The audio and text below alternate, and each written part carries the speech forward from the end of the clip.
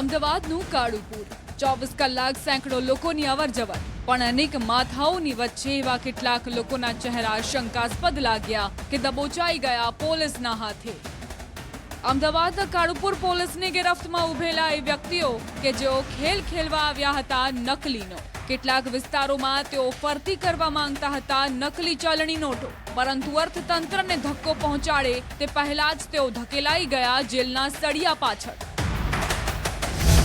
शराफत हुसैन अंसारी, फरीद खान पठान, संजय खखराणी એ ત્રણ વ્યક્તિઓ કે જેઓ આવ્યા તો હતા અમદાવાદમાં, પરંતુ સીધા પહોંચી ગયા કાળુપુર પોલીસની ગિરફ્તમાં અને તેઓની પૂછપરછમાં ખુલ્યા નકલી ચલણી નોટોના ખેલનો રાઝ।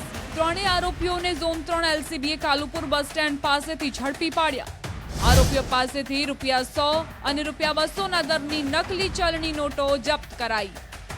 તમામની પૂછપરછ કરતા વધુ એક રાઝ બહાર આવ્યો કે તેઓ અમદાવાદના બજારમાં નકલી ચલણી નોટો ફરતી કરવાના હતા। નકલી નોટો જે છે એમાં 200ના દરની 119 નોટો છે અને 100ના દરની જે છે 173 નોટો છે અને રિક્ષા સાથે ટોટલ મુદ્દામાલ છે 1,18,900નો મુદ્દામાલ। પરંતુ આ ત્રણેય પોતાના મનસૂબામાં સફળ થાય તે પહેલા જ ત્રણેય આરોપીઓ દબોચાઈ ગયા। જો કે તેઓની પૂછપરછમાં ખુલ્યા વધુ બે નામ: મોહમ્મદ હકીમ અંસારી, અમર દંતાણી, કે જેઓ ફરાર હોવાનું જાણવા મળ્યું છે। વધુ પૂછપરછમાં આરોપીએ વધુ એક મોટો ઘટસ્ફોટ કર્યો। આખા કેસમાં સાબરમતી સેન્ટ્રલ જેલનું કનેક્શન સામે આવ્યું।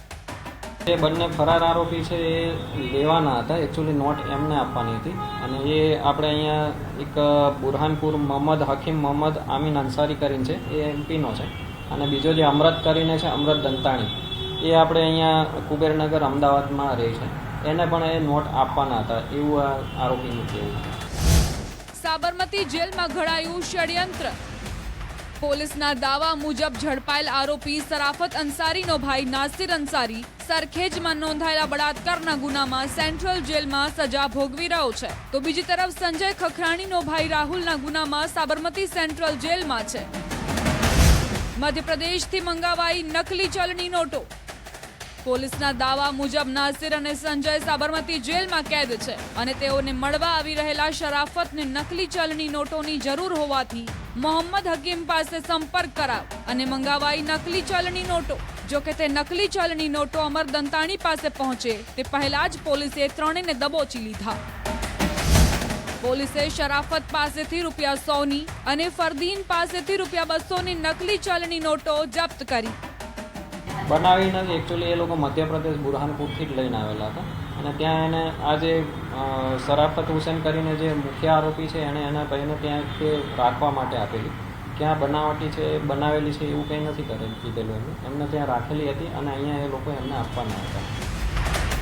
સાબરમતી જેલમાં કેદ બે આરોપીઓએ નકલી ચલણી નોટો મધ્યપ્રદેશથી મંગાવડાવી, ત્યારે આખો નકલી ચલણી નોટોનો રેલો મધ્યપ્રદેશ સુધી લંબાયો છે। તો સવાલ એ પણ ઊભો થાય છે કે મધ્યપ્રદેશમાં કોણ નકલી ચલણી નોટો છાપી કોને કોને સપ્લાય કરી દેશના અર્થતંત્રને ડામાડોળ કરવાનો પ્રયાસ કરી રહ્યું છે। હાલ તો પોલીસે ત્રણેયને પકડી પાડી જેલ હવાલે કરી દીધા છે। અમદાવાદથી Naveen Jha, news 18 Gujarati, crime report.